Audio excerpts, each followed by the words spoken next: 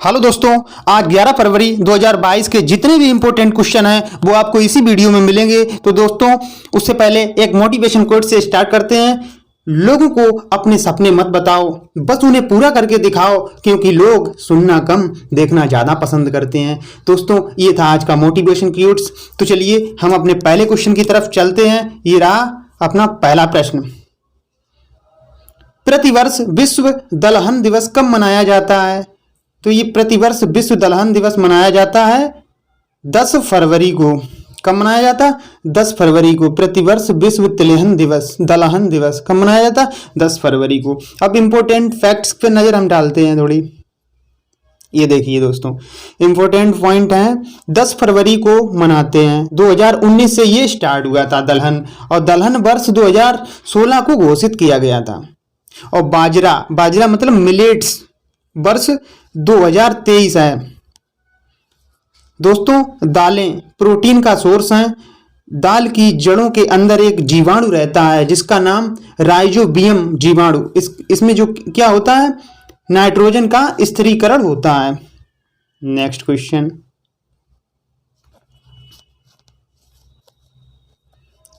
फरवरी 2022 में किस कर्मचारी चयन आयोग एसएससी का अध्यक्ष बनाया गया? तो किसे बनाया गया? तो ये बनाया गया है एस किशोर को। देखिए, इंपॉर्टेंट फैक्ट पर हम कुछ नजर दौड़ाते हैं। एसएससी यानी स्टाफ सिलेक्शन कमीशन, तो ये नई दिल्ली में इसका हेडक्वार्टर है। किसका? एसएससी का। ये कौन सी नौकरियां निकालती? ये ग्रुप बी और डी के एग्जाम कराता है। ये गलत लिख गया, बी और डी के एग्जाम कराता है। वर्तमान अध्यक्ष कौन है?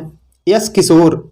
ये कार्मिक मंत्रालय के अंतर्गत आता है। ये कार्मिक जो मंत्रालय होता है उसके अंतर्गत एसएससी आता है। Next question. संयुक्त राष्ट्र पर्यावरण कार्यक्रम यूएनईपी ने माझी वसुंधरा अभियान का समर्थन करने के लिए किस राज्य सरकार के साथ समझौता ज्ञापन पर हस्ताक्षर किए गए हैं? तो किस राज्य सरकार के किए गए? तो वो कौन सी सरकार है? महाराष्ट्र सरकार ने यूएनईएफ के साथ मिलके माझी वसुंधरा समझौता हस्ताक्षर किए हैं। माझी वसुंधरा इसका मतलब होता है हमारी धरती, और इसमें सतत विकास पर्यावरण अनुकूलन विकास पर काम किया गया, यानी पर्यावरण के अनुकूल विकास होना चाहिए। इसका ये इंपॉर्टेंट फैक्ट है। तो दोस्तों, एक बात और जान लेते हैं। जो ये यूएनईपी है, इसकी स्थापना 5 जून 1972 को हुई थी। इसी के कारण हम 5 जून को पर्यावरण दिवस मनाते हैं। 5 जून को पर्यावरण दिवस मनाते हैं। इसकी जो हेडक्वार्टर है नैरोबी केन्या में इसका हेडक्वार्टर है। Question number next. भारत का पहला व्यवसायिक स्तर का बायोमास आधारित हाइड्रोजन संयंत्र कहां स्थापित किया जाएगा? तो ये कहां किया जाएगा? ये किया जाएगा खंडवा, मध्य प्रदेश में। देखिए, मोस्ट इंपोर्टेंट पॉइंट पे हम चलते हैं। इंपोर्टेंट पॉइंट में बायोमास को हाइड्रोजन में बदला जाएगा। मतलब बायोमास होता है जैसे गन्ने का कचरा वगैरह, जितने भी जो कचड़े हैं इसको हाइड्रोजन में बदला जाएगा। और ये हाइड्रोजन क्या है? ये भविष्य की ऊर्जा है, भविष्य की एनर्जी हाइड्रोजन है। और देखिए, एक खंडवा जिले मध्य प्रदेश में संयंत्र लगाया गया है। 30 टन बायोमास डाले जाएंगे तो 1 टन हाइड्रोजन प्राप्त होगा। जैसे 30 टन हम कचरा डालेंगे उसमें संयंत्र में, तो ये 1 टन हमें हाइड्रोजन की एनर्जी प्राप्त करेगा। हाइड्रोजन की खोज किस वैज्ञानिक ने की थी? ये की थी कैवेंडिश ने। ये आवर्त सारणी के पहले स्थान पर है। हाइड्रोजन के भविष्य की ऊर्जा भी कहते हैं। Next question number 5। 9 फरवरी 2022 को वर्ल्ड बुक ऑफ रिकॉर्ड्स द्वारा ये 10,000 फीट ऊपर दुनिया की सबसे लंबी सुरंग का रूप में मान्यता दी गई है। तो कौन सी सुरंग है? यह अटल टनल सुरंग। इसका पहले नाम क्या था? रोहतांग दर्रा इसका पहले का नाम था। इसे सीमा सुरक्षा संगठन BRO ने निर्माण किया है। ठीक है, यह हिमाचल प्रदेश में है। इसकी जो लंबाई है कितनी है? 9.02 किलोमीटर है, और इसकी ऊंचाई 10,000 फीट ऊंचाई पर बना हुआ है। बहुत ऊंचा। ये कहाँ पर है? ये लेह लद्दाख मनाली मार्ग पर है। और ये जो हिमाचल प्रदेश के लाहौल स्पीति घाटी क्षेत्र में है, वहीं लाहौल स्पीति जो क्षेत्र है वहीं पर ये टनल स्थित है। बीआरओ की स्थापना कब हुई थी? ये 1960 में हुई थी। ये रक्षा मंत्रालय के अंतर्गत में आता है। बीआरओ ये रक्षा मंत्रालय के अंतर्गत आता है। नेक्स्ट क्वेश्चन, फरवरी 2022 में भारत में एक नई स्तनपायी प्रजाति है वो व्हाइट चीक्ड मैकाक की खोज किस राज्य में की गई है? ये कौन से राज्य? अरुणाचल प्रदेश में इसकी खोज की गई है। पहली बार कहाँ हुई थी इसकी खोज? पहली बार हुई थी, इंपोर्टेंट पॉइंट में, पहली बार हुई थी चीन में। 2015 में ये चीन में पहली बार मिला था। और पहली बार भारत में कब मिला? ये अब फरवरी 2022 में अभी मिला, अरुणाचल प्रदेश के अंदर। ये क्या है? इसकी ये खास बात क्या है? इसके गाल बाव सफेद होते हैं। ये एक बंदर की प्रजाति है, बंदर जैसा लगता है ये। नेक्स्ट क्वेश्चन, फरवरी 2022 में 35वां अफ्रीकी संघ शिखर सम्मेलन कहां आयोजित किया गया है? अफ्रीकी संघ तो ये कहां? अदीस अबाब इथियोपिया में। इंपोर्टेंट पॉइंट, इथियोपिया देश की राजधानी अदीस अबाब है। ठीक, ये अफ्रीकी संघ में कितने देश हैं? लगभग 55 देश हैं। ये 35वां शिखर सम्मेलन था, कहां किया गया? 35वां शिखर सम्मेलन अदीस अबाब में हुआ। अदीस अबाब में हुआ, यहीं पर इसका सचिवालय है। कहां? अदीस अबाब में, यहीं पर इसका सचिवालय है। इथियोपिया के प्रधानमंत्री अबी अहमद अली को 2019 में शांति का नोबेल पुरस्कार मिला था। 2020 का शांति का नोबेल किसे मिला था? ये विश्व खाद्य कार्यक्रम को मिला था। और 2021 का नोबेल पुरस्कार मारिया रेसा और दामित्री मेरादेव को मिला। नेक्स्ट क्वेश्चन दोस्तों, ये रहा क्वेश्चन 8वां। फरवरी 2022 में उत्तराखंड का ब्रांड एम्बेसडर किसे नियुक्त किया गया है? तो ये अक्षय कुमार को नियुक्त किया गया है। इंपोर्टेंट पॉइंट जानते हैं, अक्षय कुमार को किया गया है। उत्तराखंड के मुख्यमंत्री कौन है अभी वर्तमान में? पुष्कर धामी वर्तमान में मुख्यमंत्री हैं उत्तराखंड के। उत्तराखंड में बेटी बचाओ बेटी पढ़ाओ का ब्रांड एम्बेसडर वंदना कटारिया को बनाया गया है। बेटी पढ़ाओ बेटी बचाओ का brand ambassador.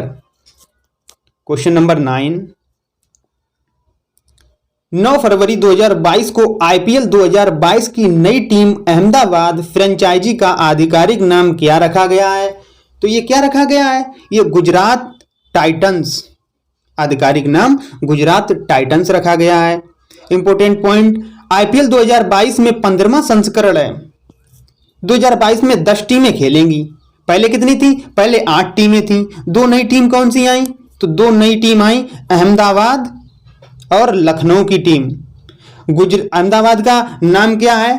Gujarat Lions, Gujarat Titans, और लखनऊ का लखनऊ टाइटंस। हैदराबाद अहमदाबाद के कप्तान कौन है? हार्दिक पांड्या। और इनके कप्तान कौन है लखनऊ के? KL Rahul. Tata Titan sponsor होने वाला अब की बार कौन है? टाटा। पहले कौन था? वीवो। अब वो सीमा पर विवाद जब हो गया तो टाटा को स्पॉन्सर सौंप दिया गया। अब दोस्तों लास्ट क्वेश्चन है, 10 फरवरी 2022 को भारतीय जो रिजर्व बैंक आरबीआई द्वारा जारी मौद्रिक नीति रिपोर्ट में रेपो रेट कितने प्रतिशत रखी गई है? तो दोस्तों ये जो रेपो रेट है कितने प्रतिशत रखी गई है? ये रखी गई है 4%। अब इसके बारे में हम विस्तार से जानते हैं इंपोर्टेंट पॉइंट में। तो दोस्तों देखिए इंपोर्टेंट पॉइंट में, मौद्रिक नीति को मौद्रिक नीति समिति हर 2 महीने में जारी करती है। पहले तो ये पॉइंट रहा, हर 2 महीने में ये जारी होती है। और हर साल 6 बार, लगभग 6 बार, मतलब 12 महीने होते हैं, 6 दूनी 12, तो 6 बार जारी होती है। कुल इसमें कितने सदस्य होते हैं? कुल इसमें 6 सदस्य होते हैं। कभी कभी परीक्षा में आ जाता है इसमें कितने सदस्य होते हैं मौद्रिक नीति में? तो 6 सदस्य होते हैं। इसका अध्यक्ष कौन होता है? इसका अध्यक्ष जो होता है आरबीआई का गवर्नर होता है दोस्तों। और आरबीआई के प्रेजेंट टाइम पे गवर्नर कौन है? 25वां गवर्नर है भारत के शक्तिकांत दास। मुख्य उद्देश्य क्या है? महंगाई को कंट्रोल करना। अब महंगाई कैसे कंट्रोल होगा? ये 2% से 6% के बीच में कंट्रोल करता है। ठीक है। अभी रेपो रेट कितना है, 4% है। अब दोस्तों समझिए रेपो रेट होता क्या है, चलिए अभी हम आपको बताते हैं। ये रेपो रेट होता है, जैसे कोई बैंक है, बैंक ऑफ इंडिया वगैरह, ये बहुत सारी बैंकें हैं, ये आरबीआई से क्या लेती, लोन लेती, ये आरबीआई से लोन लेती। तो आरबीआई इनसे क्या वसूलता, इनसे ब्याज वसूलता, आरबीआई इनसे ब्याज वसूलता, इसी को कहते हैं रेपो रेट। इसी को क्या बोलते, इसी को रेपो रेट कहते हैं। मतलब आरबीआई जो लेन देता है उसके प्रति जो ब्याज लेता है बैंकों से, उसे रेपो रेट कहते हैं। और दोस्तों रिजर्व रेपो रेट क्या होता है, ये रिजर्व रेपो रेट ये होता है जब बैंक इसमें आरबीआई में रुपए जमा करेगी तो जो आरबीआई जो लोन देगा बैंक को, वही रिजर्व रेपो रेट होता है। जब बैंक आरबीआई में पैसा जमा करता है तो जो आरबीआई ब्याज देगा तो यह रिजर्व रेपो रेट होगा, इसी को रिजर्व रेपो रेट कहते हैं। अब देखिए दोस्तों इसके बारे में हम समझते हैं। हमेशा रिजर्व रेपो रेट, हमेशा reserve repo rate reverse repo rate से अधिक होगी, इसी को पॉलिसी रेट कहते हैं, इसी को हम पॉलिसी रेट कहते हैं। रेपो रेट कितना रहा, 4%, रिजर्व रेपो रेट 3.35% और बैंक रेट कितना रहा, 4.25%। तो दोस्तों ये मौद्रिक नीति से संबंधित प्रश्न थे, ये साल में 6 बार जारी करता है। कौन करता है, आरबीआई का गवर्नर इसका अध्यक्ष होता है, आरबीआई का गवर्नर। इसमें कुल 6 सदस्य होते हैं। और जो बैंक द्वारा, अब ये आपको रेपो रेट समझा दें सही तरीके से। जैसे मान लो ये है बच्चा, ये मान लो बच्चा, ये मान लो पापा। जब बच्चा अपने पापा से कहेगा कि पापा मुझे रुपए दे दो, तो इसने मान लो 100 रुपए लिए अपने पापा से, तो पापा ने क्या कहा, हमें ब्याज लगेंगे 5-10% जितना भी ब्याज होगा, वो क्या कहलाता है, वही रेपो रेट कहलाता है। फिर ये बच्चा बड़ा शातिर निकला, ये 100 रुपए लिए और इसी ने इसे अपने पापा से जमा कर दिए, और जमा करने से पापा से कहा हमें ये 5-10 रुपए अलग से दे दो, तो ये क्या लेता रहा, ये खुद बैंक लोन लेता रहा, ये चालाक निकला। अब ये बैंक खुद लोन लेला आरबीआई से जमा करके, तो ये क्या है, रिवर्स रेपो रेट। दोस्तों यही है सिंपल भाषा में कि जब बैंक आरबीआई से लोन लेता है तो ये रेपो रेट कहलाता है, बदले में ब्याज देता है। और जब बैंक आरबीआई को रुपए जमा करता है और आरबीआई से जो ब्याज लेता है, उसी को क्या कहते हैं, रिजर्व रेपो रेट। तो दोस्तों ये थे आज के करंट अफेयर्स। अगर पसंद आए हो तो चैनल को जरूर लाइक कर दें, और पहली बार आप इस चैनल पर आए तो चैनल को जरूर सब्सक्राइब करें, क्योंकि मैं करंट अफेयर्स और लल्लन टॉप प्रश्न और कतई जहर प्रश्न आपके लिए डेली प्रोवाइड करेंगे। तो दोस्तों आपकी मंगल कामनाएं हो और आप भविष्य में हर क्षेत्र में कामयाब हों, यही मेरी शुभकामनाएं हैं। तो चलिए मिलते हैं अगली वीडियो में।